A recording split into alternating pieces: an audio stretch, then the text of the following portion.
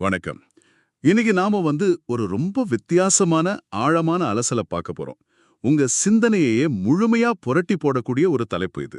ம். ஆமா. நீங்க வாழ்க்கையில வெற்றி பெறணும்னு நிறைய சுயமுன்னேற்ற புத்தகங்கள் படிச்சிருக்கலாம். வெற்றிக்கான வழிகளை தேடி நிறைய ஆராய்ச்சிகள் கூட செஞ்சிருக்கலாம். கண்டிப்பா செய்திருப்பாங்க. ஆனா இன்னைக்கு நாம பார்க்க போறது ஒரு சாதாரண புத்தகம் கிடையாது.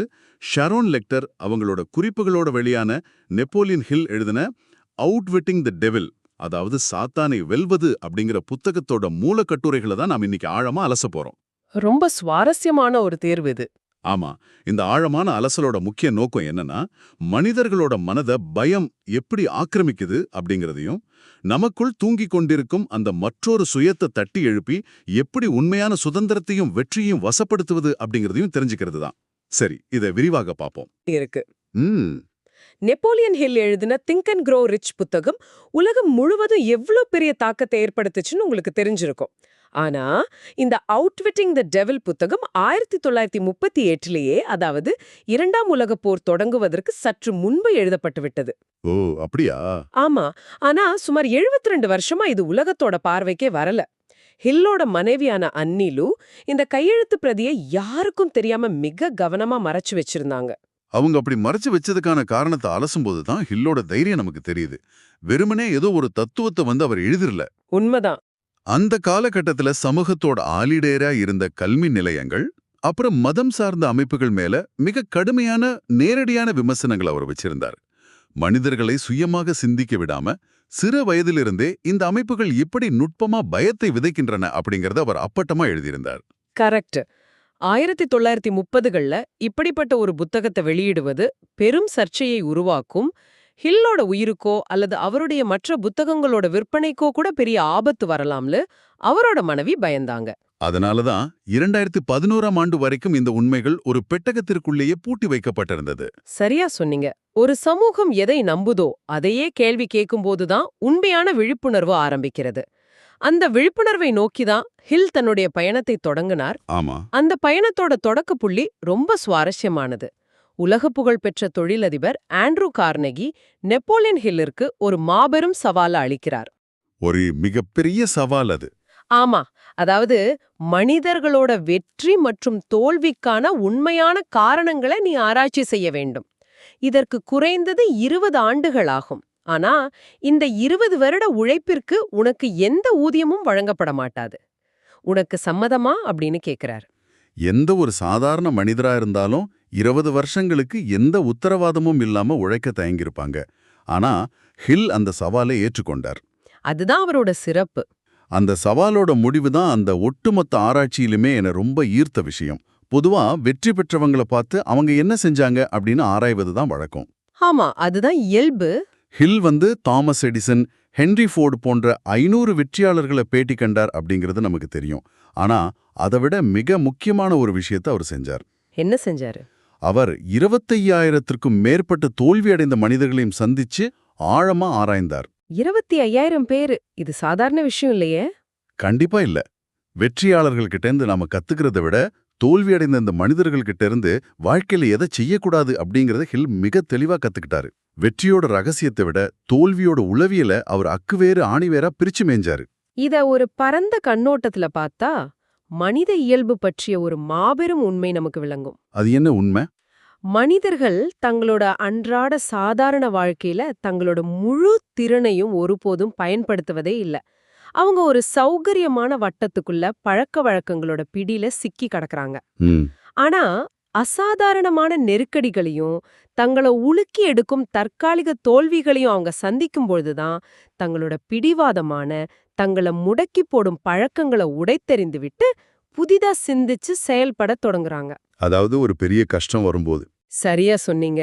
அந்த நெருக்கடியான புள்ளில தான் மனிதனுக்குள் தூங்கிக் கொண்டிருக்கும் அந்த மற்றொரு சுயம், அதாவது அதர் செல்ஃப் விழித்துக் கொள்கிறது. அருமையான விளக்கம். உங்களுக்கான ஒரே எல்லை உங்கள் மனதில் நீங்களே உருவாக்கி கொண்டதான் அப்படிங்கிற ஹில்லோட வார்த்தைகளை இங்கே நான் உங்களுக்கு நினைவூட்ட விரும்புறேன். ரொம்ப பொருத்தமான மேற்கோள். நீங்க கொஞ்சம் யோசிச்சு பாருங்க.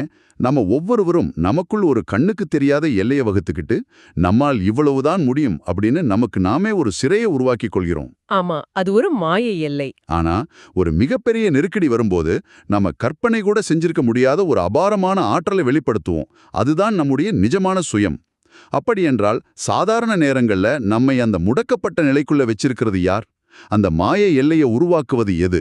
என்ன கேள்விக்கான பதிலத்தான் ஹில் தனது ஆராய்ச்சியிலிருந்து கண்டுபிடிச்சாரு.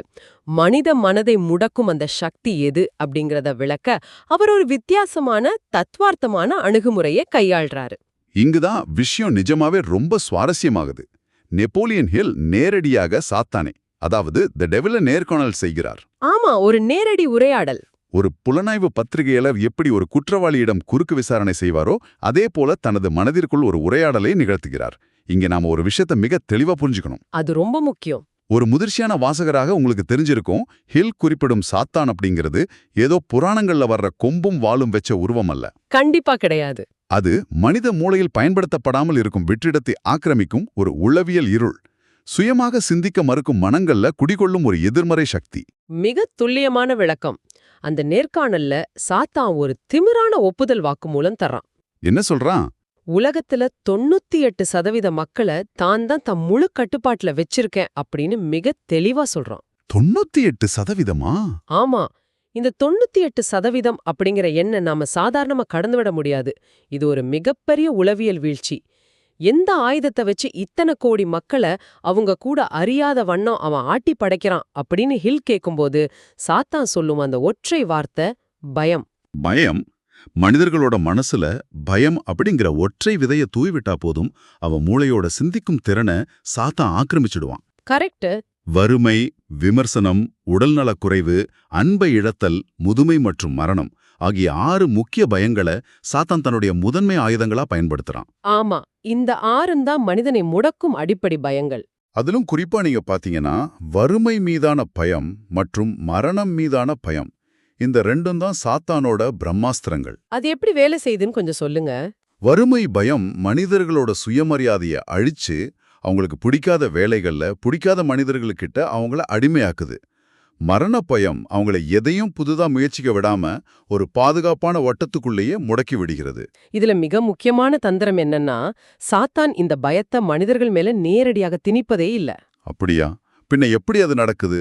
தங்களுக்கு தாங்களே சுயமாக சிந்தித்து உருவாக்கிய யதார்த்தம் தான் இந்த பயம் அப்படின்னு மனிதர்களை நம்ப வைக்கிறான். ஓ, அது ஒரு பெரிய ஏமாற்று வேலை. ஆமா, மனிதர்கள் சுயமாக சிந்திப்பதை எப்போ நிறுத்துறாங்க அப்படின்னு சாத்தான் காத்துக்கிட்டு இருக்கான். பயம் வந்ததும் பகுத்தறிவு நின்றுவிடும். சிந்தனை நின்ற அந்த வினாடியே சாத்தான் உள்ளே புகுந்து அந்த மனிதனோட மனச நிரந்தரமா தன் கட்டுப்பாட்டுக்குள்ள கொண்டு வந்து விடுகிறான். ஆனா வெறும் பயத்தை வச்சு மட்டும்தான் சாத்தான் நம்மை முடக்கிறானா அப்படின்னு பார்த்தா அங்கதான் அவனோட மாஸ்டர் பிளான் இருக்கு. அவன் இன்னொரு மிக நுட்பமான ஆயுதத்தை பயன்படுத்துறான். இதில் ஆச்சரியப்பட வைக்கும் விஷயம் என்னவென்றால், சாத்தானோட மிக தந்திரமான ஆயுதம் பயத்தை விட இலக்கின்றி நகரும் பழக்கம் என்பதுதான். இதையே ட்ரிஃப்டிங் அப்படின்னு சொல்றாங்க. ட்ரிஃப்டிங்? ஆமா, இதத்தான் சாத்தான் தனது மிகப்பெரிய வெற்றி ரகசியமா சொல்றான். ஒரு மனிதனை முழுமையா அழிப்பதற்கு அவனுக்கு பெரிய பெரிய பேரழிவுகள் தேவையில்ல, இந்த ட்ரிஃப்டிங் பழக்கம் ஒன்றே போதும் என்கிறான். இந்த ட்ரிஃப்டிங் அல்லது இலக்கின்றி நகர்தல் அப்படிங்கிற கான்செப்ட் ரொம்பவே ஆழமானது. யார் இந்த ட்ரிஃப்டர்ஸ்? நீங்களே சொல்லுங்களேன். இவங்க வேறு யாரும் இல்ல, சுயமாக எந்த ஒரு முடிவையும் உறுதியாக எடுக்காமல் எது நடக்கிறதோ அது நடக்கட்டும் அப்படின்னு காலத்தோட ஓட்டத்துல மற்றவர்கள் எடுக்கும் முடிவுகளுக்கு தக்கபடி தங்கள் வாழ்க்கையை நகர்த்தி கொண்டு செல்பவர்கள். நீங்க உங்களுடைய அன்றாட வாழ்க்கையை கொஞ்சம் யோசிச்சு பாருங்க. காலையில எழுந்ததிலிருந்து இரவு தூங்கும் வரை எத்தனை முடிவுகளை நீங்க முழுமையான சுய சிந்தனையோடு எடுக்கிறீங்க? இது ரொம்ப முக்கியமான கேள்வி. எத்தனையோ நேரங்கள்ல சமூக வலைத்தளங்கள்ல வரும் அல்காரிதம்கள் நம் நேரத்தை முடிவு செய்கின்றன. நம்முடைய வேலையில நம்முடைய பாஸ் நம்முடைய இலக்கை முடிவு செய்கிறார். எதற்கும் ஒரு தயக்கம், எடுத்த காரியத்தை தள்ளி போடும் பழக்கம், இவை எல்லாமே ட்ரிஃப்டிங்கோட அறிகுறிகள் தான். உண்மைதான். சுருக்கமாக சொன்னால் தங்கள் மூளையோட கட்டுப்பாட்டை தாங்களே எந்த எதிர்ப்பும் இல்லாம சாத்தானிடம் ஒப்படைப்பவர்கள் இவர்கள்தான்.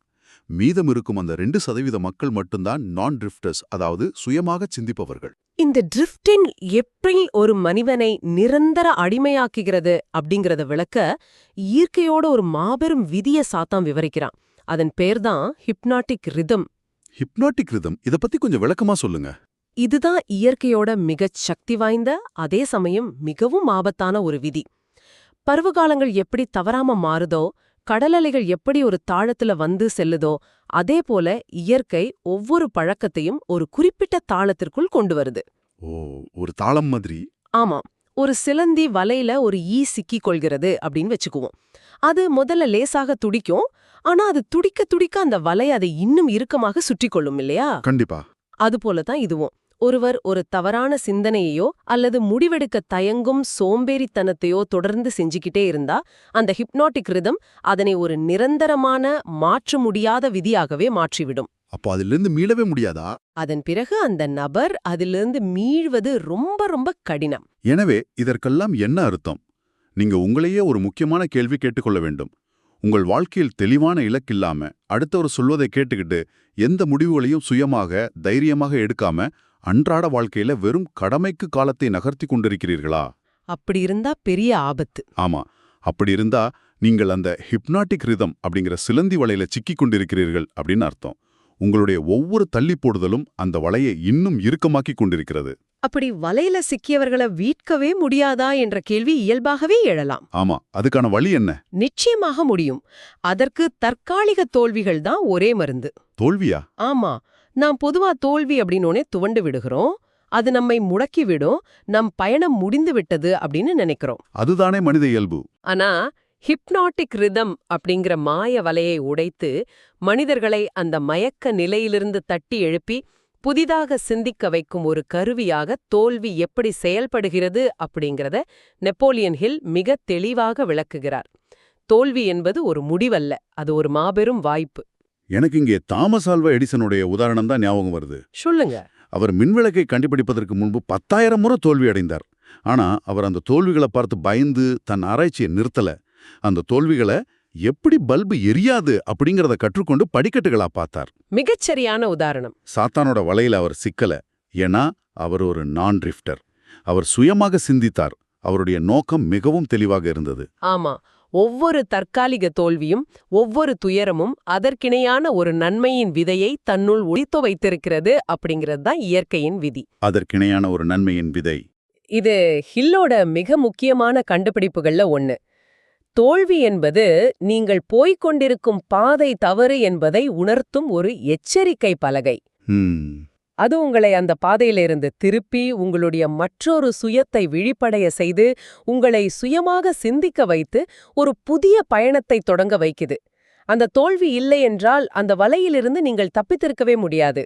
அப்படி என்றால் இந்த மாய வலையிலிருந்து தப்பித்து சாத்தானை வென்று முழுமையான சுதந்திரத்துடன் வாழ நெப்போலியன் ஹில் கூறும் வழிகள் என்ன? அவர் 7 முக்கியமான கொள்கைகளை முன்வைக்கிறார். அதை நாம் ஒவ்வொன்றாக அதனுடைய ஆழமான அர்த்தத்தோடு பார்ப்போம். கண்டிப்பா. சாத்தானை விரட்டும் முதல் கொள்கை டெஃபினிட்னஸ் ஆஃப் பர்பஸ், அதாவது தெளிவான நோக்கம். வாழ்க்கையில உங்களுக்கு என்ன வேண்டும் என்பதில் நீங்கள் மிகவும் தெளிவாகவும் உறுதியாகவும் இருக்க வேண்டும். தெளிவில்லாத மனம்தான் சாத்தானோட விளையாட்டு மைதானம். ஆமா, எதற்கும் தயங்காம பின்வாங்காம உறுதியான முடிவுகளை எடுப்பதுதான் சுதந்திரத்திற்கான முதல் படி. இரண்டாவது கொள்கை மாஸ்டரி ஓவர் செல்ஃப், அதாவது சுய கட்டுப்பாடு. உங்களை நீங்களே கட்டுப்படுத்த தெரியவில்லை என்றால் உங்களால் உலகத்தில் வேற எதையும் கட்டுப்படுத்தவோ சாதிக்கவோ முடியாது. அது ரொம்ப நிதர்சனமான உண்மை.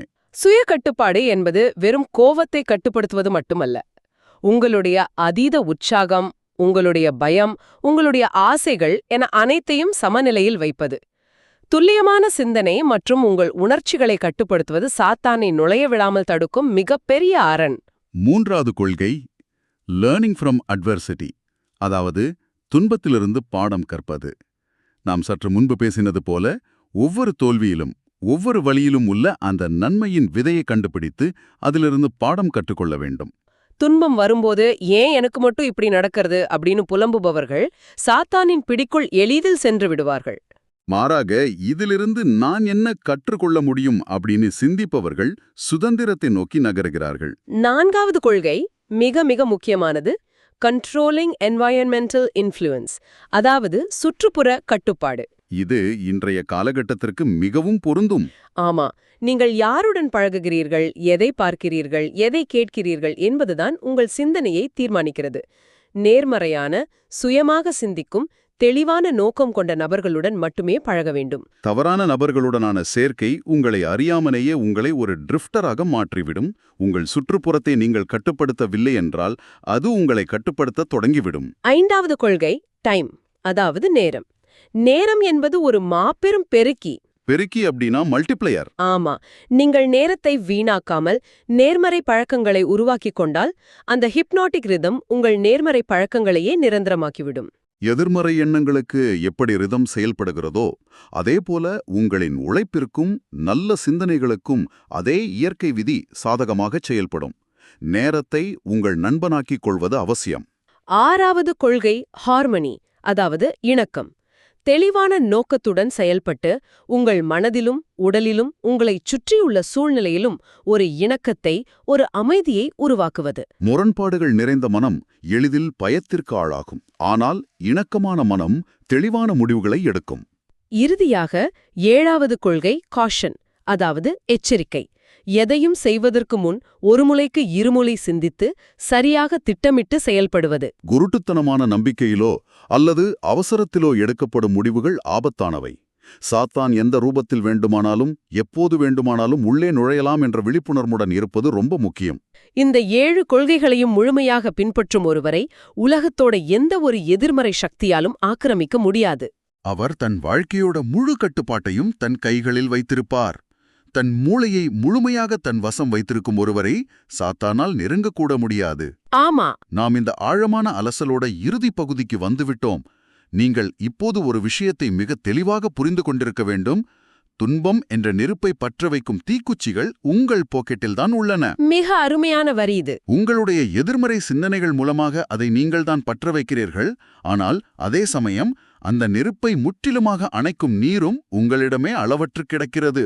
உங்கள் சுய சிந்தனைதான் உங்களிடம் இருக்கும் மிகப்பெரிய பலம். கண்டிப்பா. இந்த உலகத்தில் உங்களால் முழுமையாக 100% கட்டுப்படுத்த முடிகிற ஒரே விஷயம் உங்களின் சிந்தனை மட்டும்தான். அதனாலதான் ஹில் பிரார்த்தனை செய்யும் முறைய பற்றி கூறும்போது மிக ஆழமான ஒரு தத்துவத்தை சொல்றாரு. அவர் என்ன சொல்றாரு? உரிமையுடன் கேளுங்கள் அப்படின்னு சொல்றாரு. கெஞ்சக்கூடாது. ஆமா, பயத்தோடு கேட்பது பிரார்த்தனை அல்ல, அது சாத்தானுக்கான அழைப்பு. நம்பிக்கையோடு கேட்பதே உண்மையான பிரார்த்தனை. உங்கள் நம்பிக்கைகளை மாற்றுவதன் மூலம் உங்கள் நிதி நிலையையும் உங்கள் வாழ்க்கை தரத்தையும், ஏன் இந்த உலகத்தையே கூட உங்களால மாற்ற முடியும். இந்த விவாதத்தை முடித்து வைக்கும் விதமாக உங்களை இன்னும் ஆழமாக சிந்திக்க வைக்கும் ஒரு புதிய கேள்வியை உங்கள் முன் வைக்க விரும்புகிறேன். சொல்லுங்க. நாம் பொதுவாகவே நினைத்து கொண்டிருக்கிறோம், சாத்தான் நமக்கு துன்பத்தை கொடுத்தும் வறுமையை கொடுத்தும் நம்மை தோல்வியடைய செய்துதான் வெற்றி பெறுகிறான் அப்படின்னு. அதுதான் எல்லாரோட எண்ணமும். மாற்றி யோசித்து பாருங்கள். உங்கள் ஆன்மாவுக்கு சற்றும் தேவையில்லாத, உங்களுக்கு சிறிதும் ஆத்ம திருப்தி தராத சில விஷயங்களில் உங்களை மாபெரும் வெற்றி பெறச் செய்து அதன் மூலம் உங்கள் உண்மையான நோக்கத்தை திசை திருப்புகிறான் அப்படின்னு எப்போதாவது நினைத்து பார்த்திருக்கிறீர்களா? இது ரொம்பவே ஆழமான ஒரு சிந்தனை.